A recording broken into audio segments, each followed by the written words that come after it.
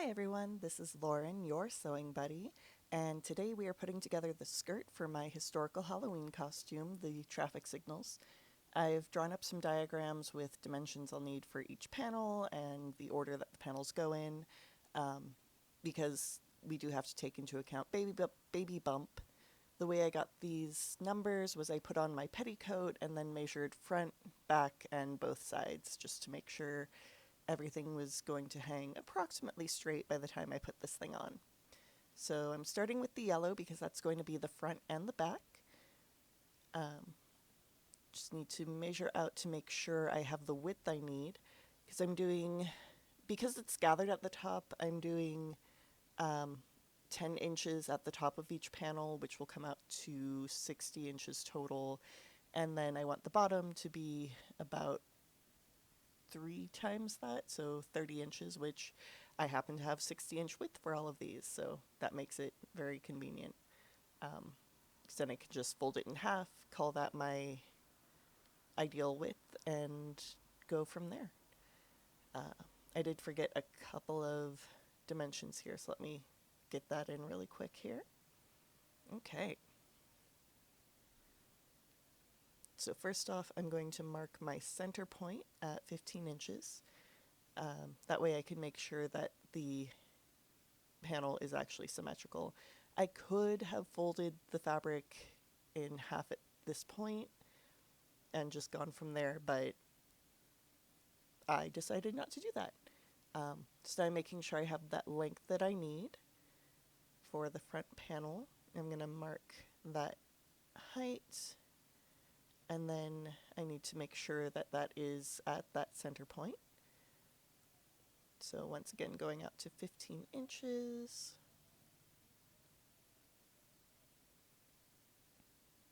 Boom. And then I just need to measure 5 inches on either side of that to make sure I get my height, or my top width. Because I've got 10 there and 1 there, or 0 there. Okay, so then I'm realizing I don't need both layers of fabric, so when I cut, I need to make sure I only cut through one, because there's no need to be wasteful. So now what I'm going to do is take that length measurement and go at an angle from my outside edge until the length measurement hits the edge of the fabric. So that way I'll have a nice sort of rounded bottom that will, at the end, hopefully hang flat. So there's that side.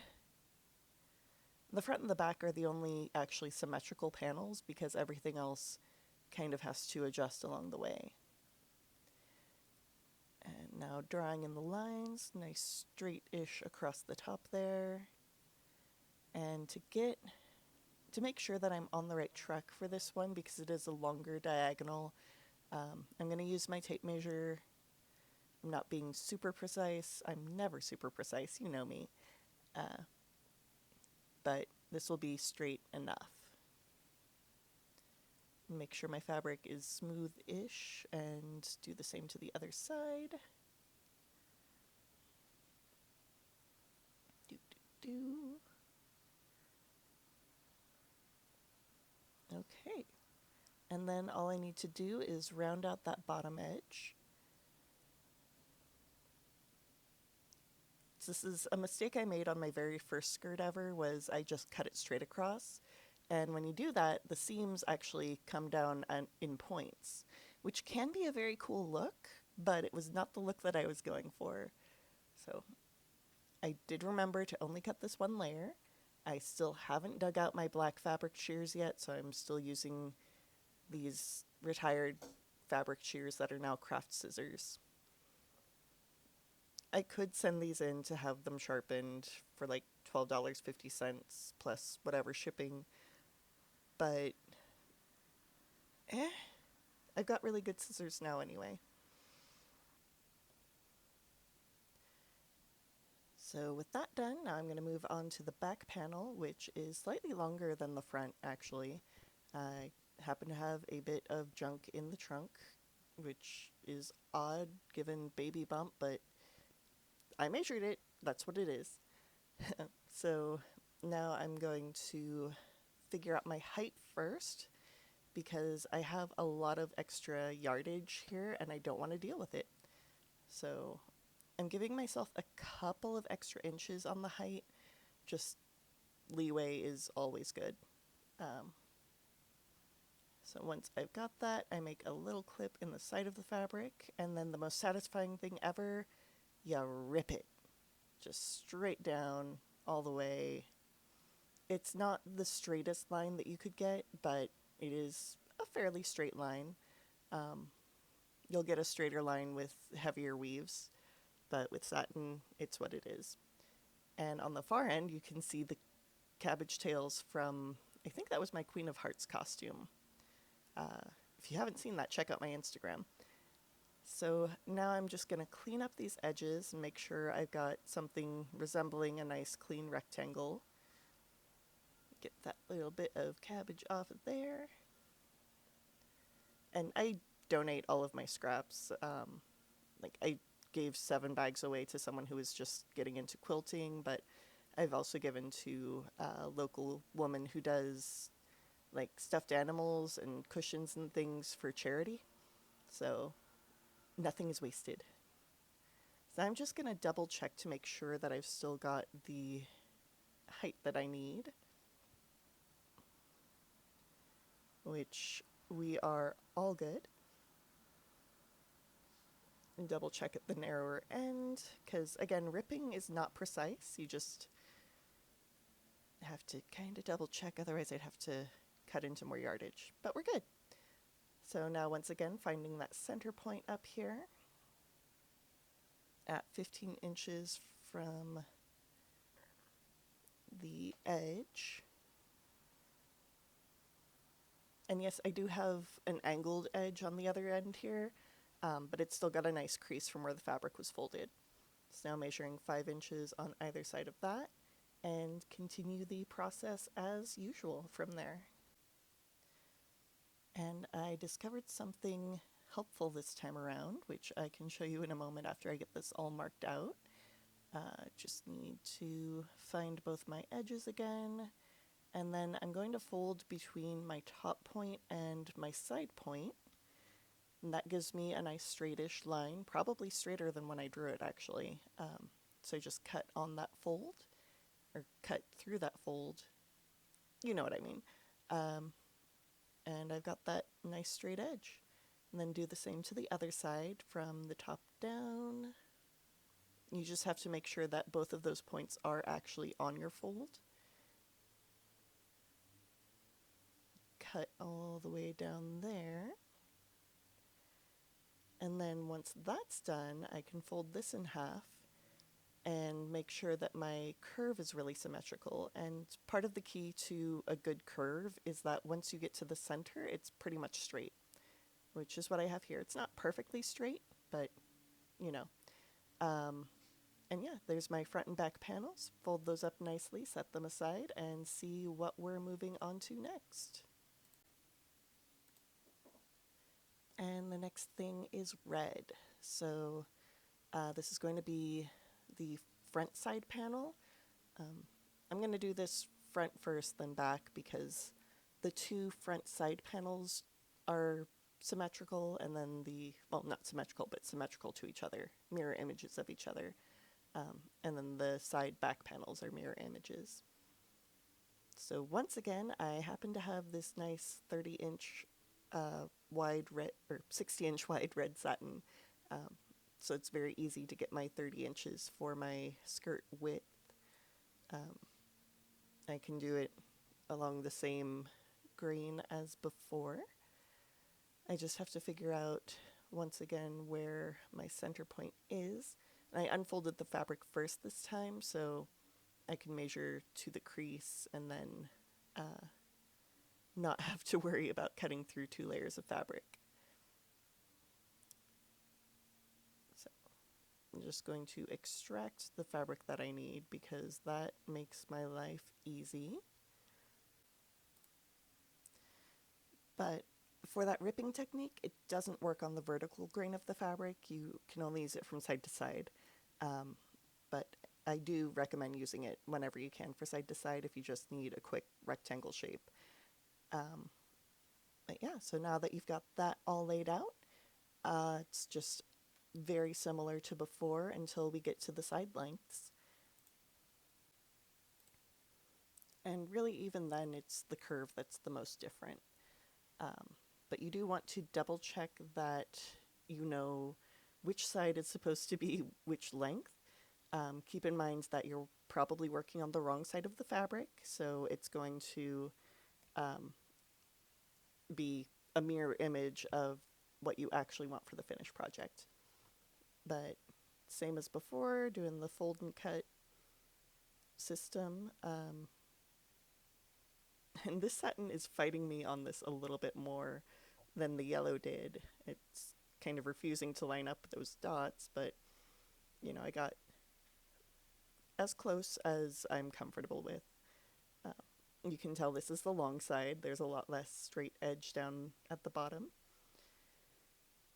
Okay, and now it's just figuring out the curve.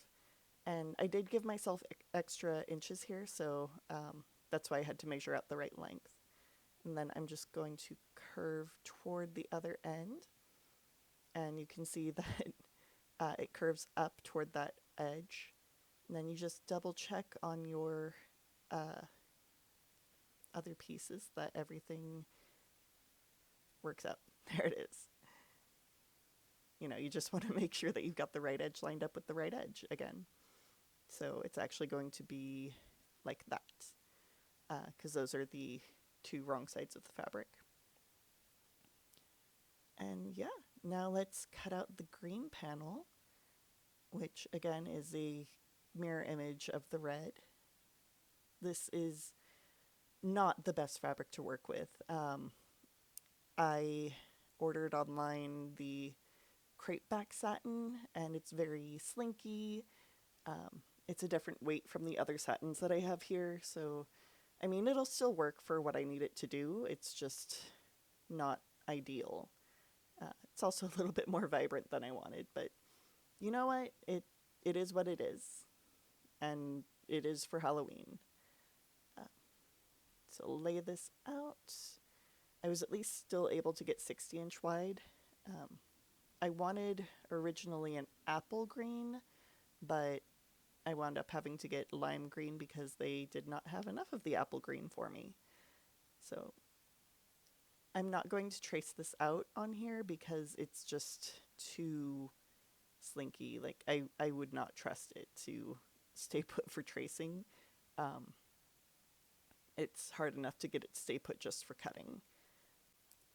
And I am being very gentle with this because I want to make sure that the fabrics stay together and don't slip and slide. It's at least backside to backside, but that's exactly what I didn't want to happen. Luckily they stayed put. So then this last edge here, and I will have my entire front section cut out, and god dang scissors. There's always that one thread at the end, which is why I love my black shears more. So let's take a look at our front skirt. Make sure I know which panel I'm using for that. Okay, so that's the back panel. That's the front panel. And then the green lines up like so. Or, yeah. And then the red like so. Okay. Everything matches up decently well. I think, hold on, did I do something wrong here? Okay, so the green lines up on this side, right? Yes, okay. Green on this side, red on the other side. There's the front half of my skirt. I think, yeah. I'll figure it out. And next I move on to the back panels, which once again, this fabric. The back side panel though, I want to make sure it matches up with the center side seam. So I'm going to be tracing that off of this panel, I hope, if the fabric will behave. So you see they are very different. So the other seam is going to be a different length, but the center side seam is going to be the same length all around. So if I just trace that, then I can get that length easy. Darken that in some because Slinky Fabric does not like fabric marker. This is a washable fabric marker, so no heart attacks, okay? I mean, it would be in the seam allowance anyway. So then, figure out those edges. So the top edge here at 10 inches.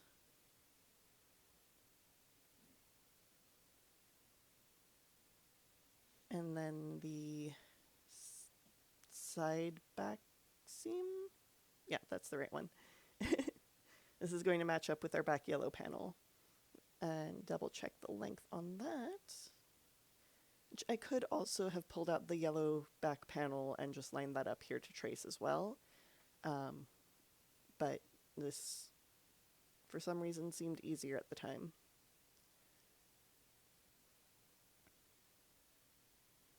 Make sure that line showed up. Yeah, good enough. And then I'm going to draw the curve between the two. Start at the edge, work toward the center. Yeah, it's good enough to work for me. I'm going to start with the cutting now. I don't have to be quite as gentle this time because I'm only working with the one fabric. I just have to make sure I'm following those lines, which blue does not show up so well on green. Who knew? Like, primary color class. It does show up well enough, though, that I can just follow this line down. I don't have to try to contort myself to cut that angle. And then there is my backside panel in green. So get the rest of this out of the way. I told you I overbought for this, right? Because I've now cut all the green I need, and I have so much left over. But now we're going to do the red and figure out where that little rectangular piece is that should still be attached to all of this. Ah, there you are. Okay. So then I just need to lay my green on top of the red, if the red will sit flat. There we go, flat enough for me. So lay that out, make sure I've got wrong sides together so that they're mirror images. And also, I should probably adjust the top edge so it's actually along the grain, huh? Okay. So bottom corner there. Pull the top corner up just a bit. Not perfect, but good enough for Halloween. I know I have a lot of excuses like that. Oh, it's for a bone gnar. Oh, it's for Halloween. But it all turns out great. Don't worry. So I'm going to trace that out. And I should probably just be cutting, but I'm hoping because the red fabric is the bottom one that I'm actually drawing on, the green will behave itself and I'll be able to trace out some nice straight lines here. And then I realized that my top edge is not actually straight and I had put the wrong corner lower. So let's try this again. I'll at least have a good idea which line is which because it'll be higher up. So straighten out that top edge a little better. The side closer to me is lower. I just did not mark properly which one was the short edge. So we'll trace this out one more time. say some prayers and see how it turns out. Which, I mean, I'm sure it'll be okay. Again, it's Halloween. I'm probably going to wear this once, and maybe I'll try to sell it or something, because I don't foresee myself needing another maternity Halloween costume in the future. So just gonna do some cuts here. Momentary panic to make sure that I'm cutting along the right line. Okay. Okay. We're good. Yeah, okay. Just getting this cut out as before.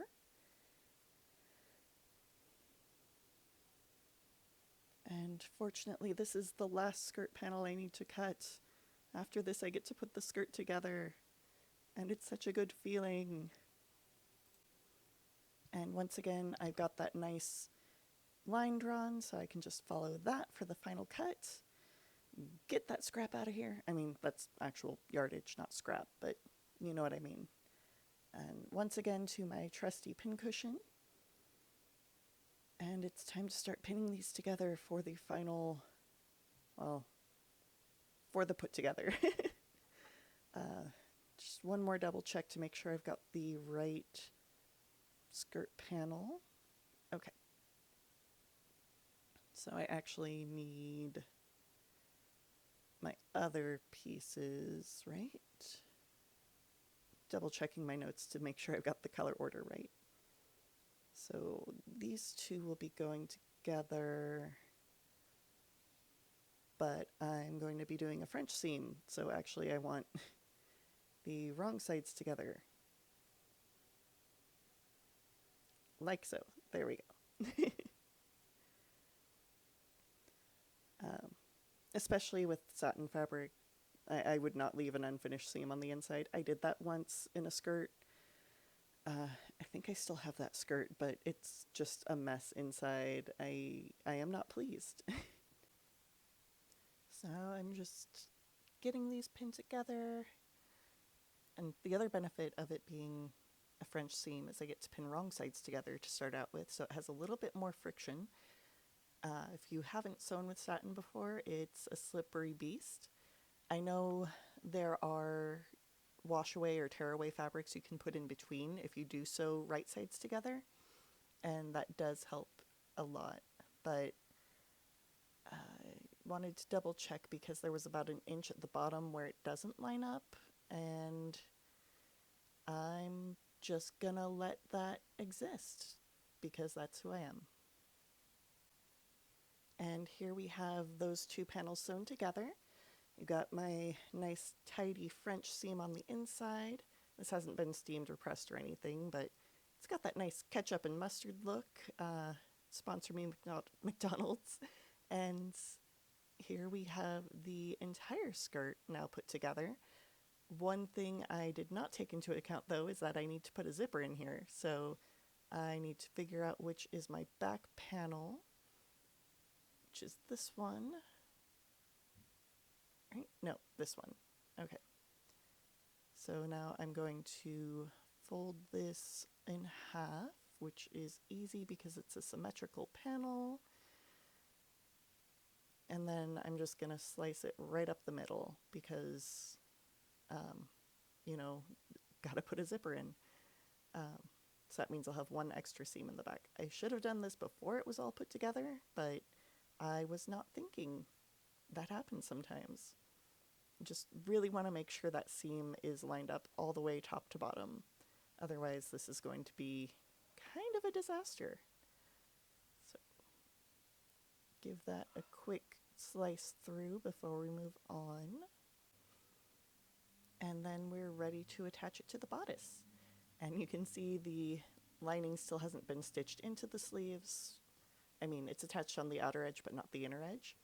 But we're not worried about that today. We're just going to worry about getting this skirt gathered and attached to the bodice. So I'm going to start on the outside edges. And Um, Once again, I should be doing this right sides together. No, wrong sides together. There we go. Uh, so start with the first edge. Get that secure. Other edge.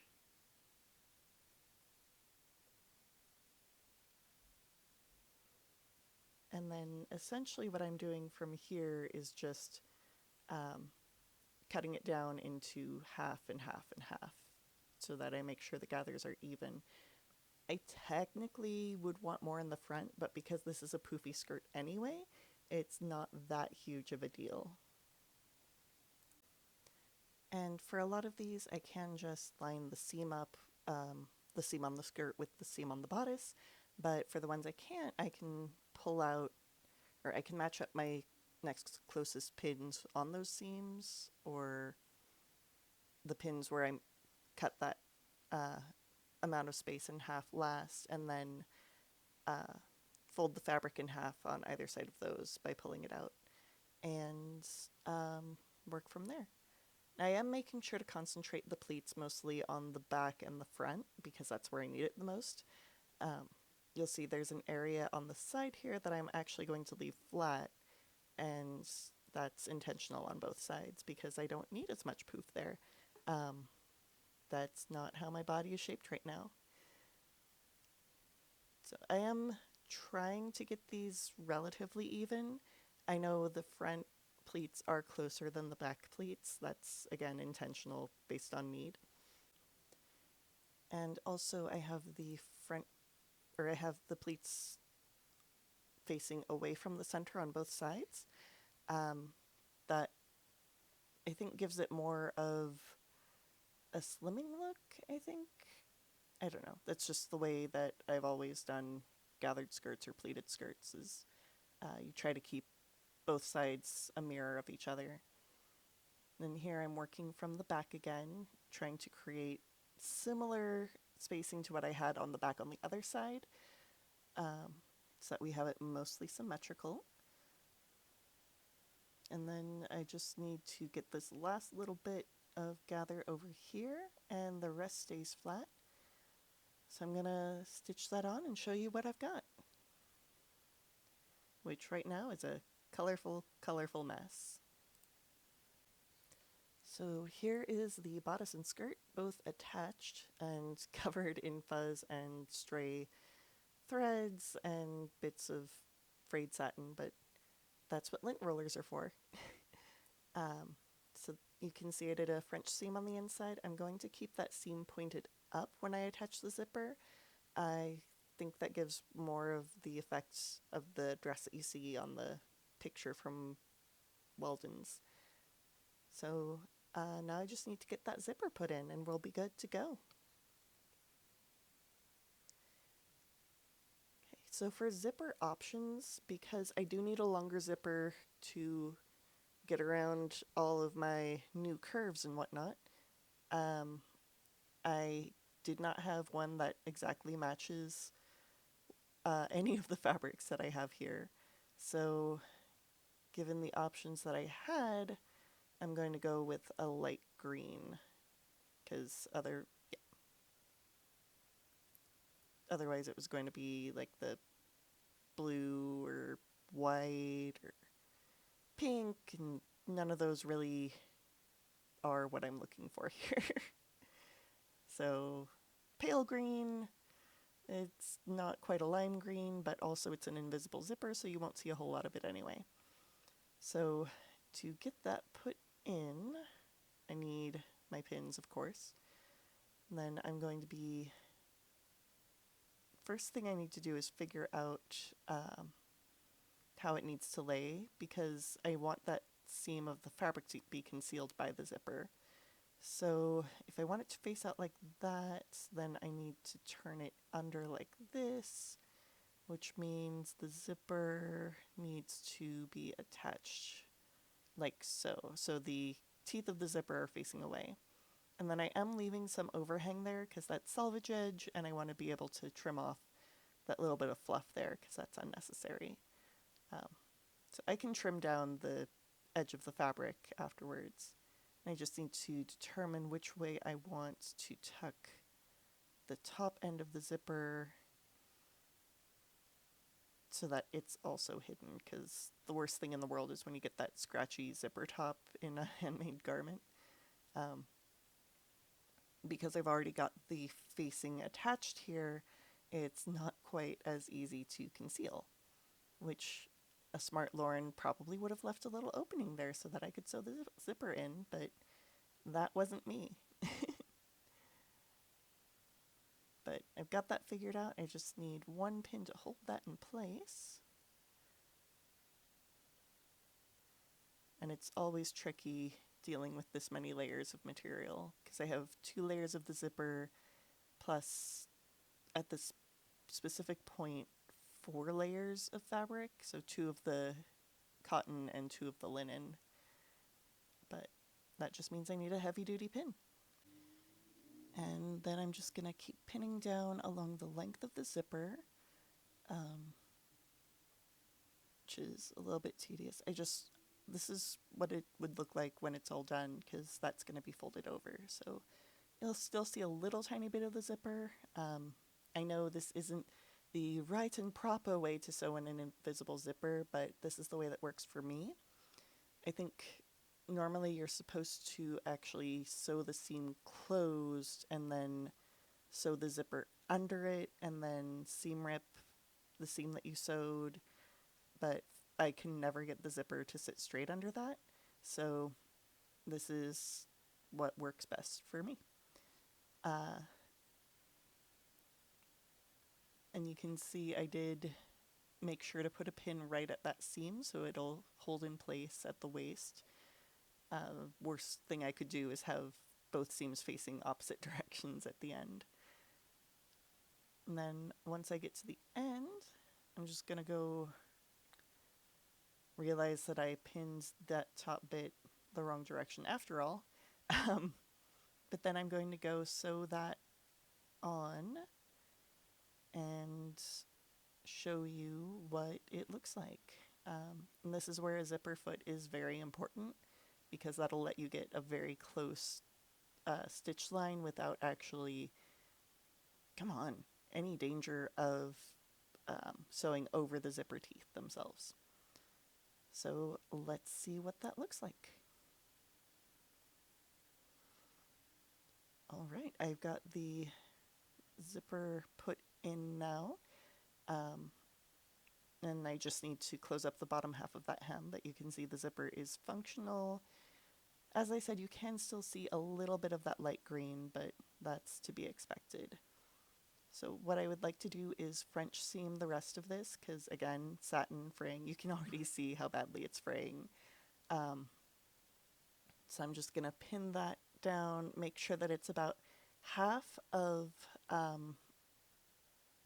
what I would need to, let me rephrase that. I need to make sure that the seam I'm sewing right now is halfway between the edge of the fabric and the seam for the zipper where that folds, because then I'm going to fold it in and then it should match up nicely. Famous last words. We'll see how that goes. So another important thing to keep in mind when putting in a zipper is the waistline, especially if it's 2 different fabrics between the bodice and the skirt. I'm about 1/4 inch off. I'm not super mad about it. I've definitely done worse. But I've got all of this pinned now, so I'm going to go sew that into place. Just want to make sure these are actually going to stay put. Try to make sure that the zipper stays out of the stitching as well, because if I do sew into the zipper at this point, it's just never actually going to look right. So I'm going to rework a little bit of this to make sure that that is the case. And of course, I do want to sew through the end of the zipper when all is said and done, because that's what's going to keep the zipper from disappearing into the inside of the fabric. The zipper tab, I mean. So let's go sew that. Okay, there we go. That is the finished zipper. You can see I did a little zigzag at the bottom where the actual zipper is. That helps give it a nice flat appearance. You can see the stitch lines there, but again, not super mad. It is puckery. I think that's just a matter of steaming and pressing and whatever. But not the worst zipper I've done, not the best, but it'll do. And that means it's time to move on to evening out that hem. And look, I found my good shears. Yay! So happy that I don't have to deal with those silver shears for this part. But essentially what I'm doing, because again, I do not work precisely, I'm going to find all of these corners where it doesn't match. Like that side seam is, or that back seam rather, is spot on, but we already knew that because it was one piece to start with. But where it doesn't, like right here, I'm just going to cut in a very soft curve down toward the center. And I can take care of some of this fraying in the meantime as well. Not all of it maybe for right now, but you know, enough that it's not going to drive me absolutely mad when I'm trying to hem this beast. And I'm still debating if I'm hemming it by machine or by hand. Most likely it will be by hand, but I'm not going to do a stitch and chat for that just because there aren't that many weeks left until Halloween, and it's already looking like I'm going to have to be putting out a video on the 30th and the 31st just so we get the reveal in, because I still have a hat to make and painting to do. Ah! Yeah, just going around the edge here, tidying everything up. That one's good enough. This one, though, just a little, half an inch, but that half an inch makes a huge difference when you're trying to roll a hem, let me tell you. Especially with a double rolled hem, because again, I'm not leaving any raw edges visible on this. I hate raw edges in general. Like, I scoff at stores, at clothes in the store that leave the raw edges. And I know, like, all of fast fashion, it's just, oh, let's throw a serge on it and call it good. Like, that's okay, but, like, when I was working at that European fashion boutique, like, everything was French seams or, oh god, there was this jacket where it was actually bound seams and all along the inside. And I stood there and drooled over that for a good long while. But there we go, all nice and tidy, I believe. Just do a quick double check here to make sure. Nope. Looks good. Okay.